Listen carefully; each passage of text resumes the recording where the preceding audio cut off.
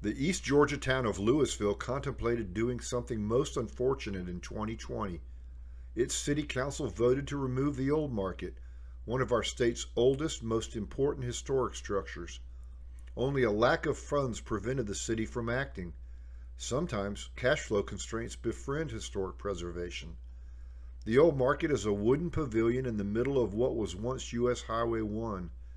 Today, a busy new Highway 1 skirts Louisville, and the old route passes through the picturesque business district. Time passes, landscapes evolve, and highways move, but the Old Market endures. It endures after more than 230 years. The structure is made of timber stout enough to last.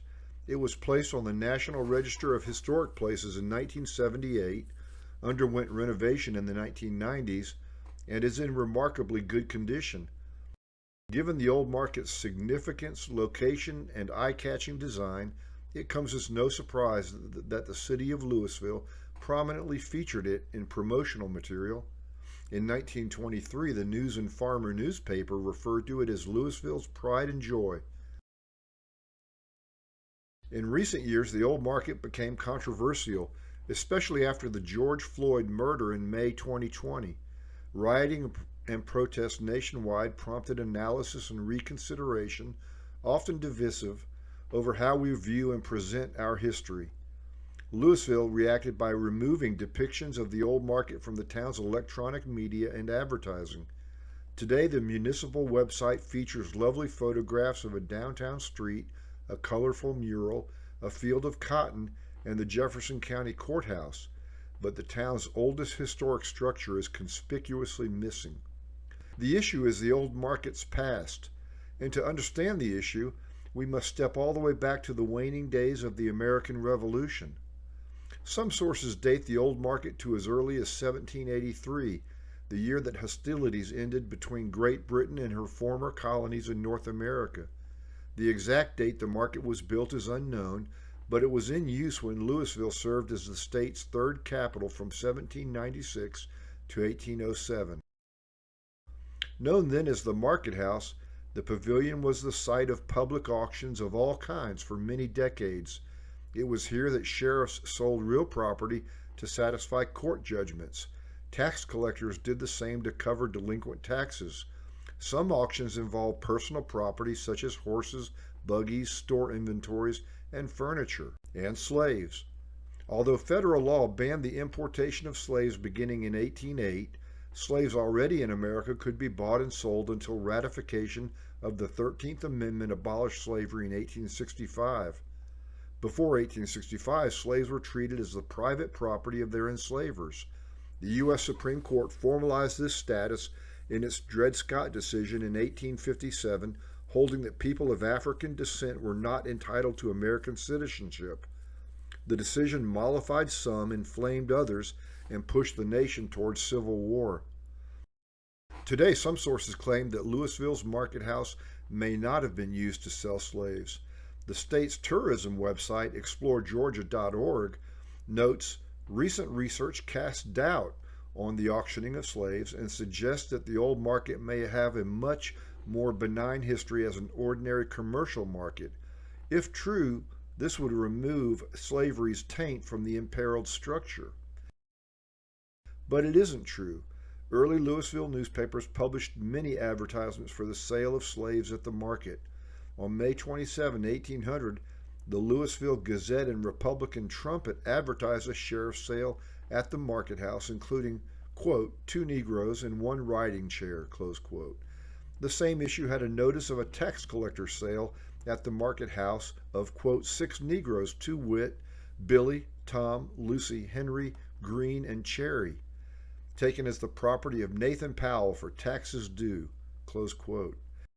And a town marshal sale on December 11, 1807 included 202 acres, library books, medicine, surgeon's instruments, 1 wagon and gears, 3 mules, 1 phaeton, cotton, corn, and, quote, 34 Negroes, among them Chloe, Ben, York, Violet, Polydor, Nancy, August, and Susanna. In the 1900s, the community promoted the Old Market as the slave market. To many residents, this became the structure's identity. For generations of Jefferson Countyans, the market house was the slave market, but it wasn't used exclusively or even primarily for the sale of slaves. A recent analysis of classified ads in Louisville newspapers from 1799 to 1865 showed that most auctions involved land. For instance, the May 27, 1800 issue had notices to auction 17 parcels of land and 2 groups of slaves at the old market. Given its use to auction slaves, Louisville's old market triggers strong emotions. Some residents consider it a monument to slavery, in effect memorializing, excusing, or glorifying it. To them, the pavilion is symbolic of unspeakable acts that reverberate even today. One resident told Augusta television station WJBF in 2021, quote, "Every time I walk by it, you know what I see? I see young mothers and fathers and husbands and wives and brothers and sisters and babies snatched away from each other." Close quote. He called for the pavilion to be torn down. Rather than take on such a divisive issue, the city backed away.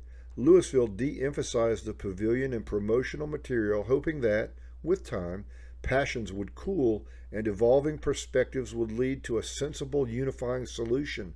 But the clock was ticking, and there was nothing to prevent the city from acting as soon as money was available to move the pavilion.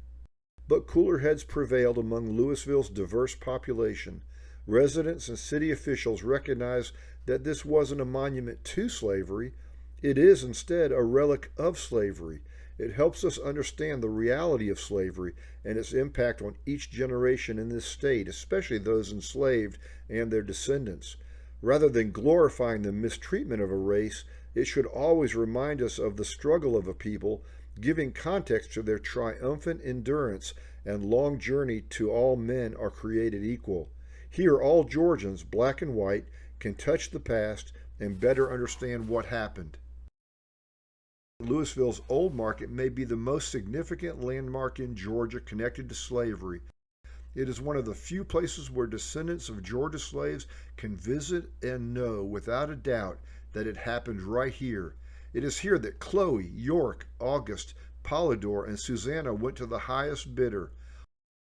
All that stands between their memories and a brick wall of utter anonymity are some age-old timbers. In effect, this is their monument. Moving the old market to an obscure location or demolishing it would encourage us to forget that which should not be forgotten.